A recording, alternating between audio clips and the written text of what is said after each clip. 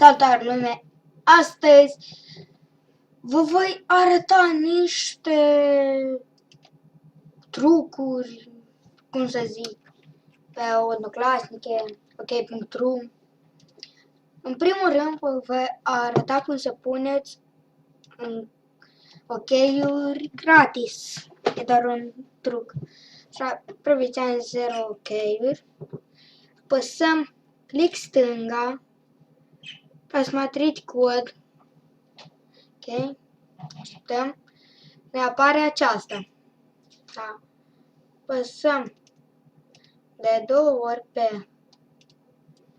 Aici ne arată div class. Apăsăm. Priviți, apăsăm în jos. Și ne apare asta. Apăsăm de 2 ori pe 0 ok. Și scriem, de pildă, 1000 ok. Ok? Un cont, 1000 ok. Priviți, avem 1000 ok. Apăsăm aici, apăsăm așa sau altfel. Un cont, 0 ok. Alt.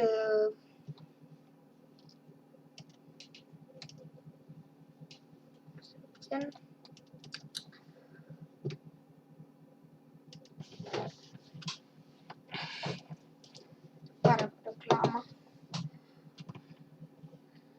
Și încă un, așa un, cum să vă zic, truc.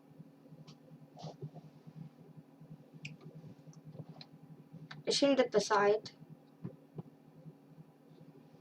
și punem de o pildă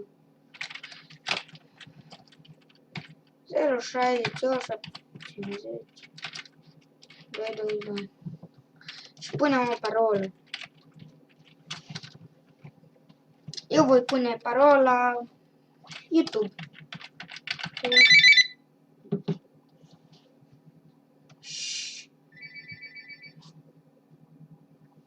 Acum apăsăm cam așa. Asmatrit cod. Și bun.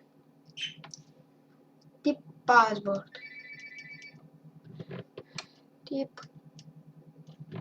Și vom scrie text. Și apăsăm. Text. YouTube. Cam asta a fost. Nu uitați să apăsați butonul de like, să vă abonați la canal și cam asta. Pe data viitoare!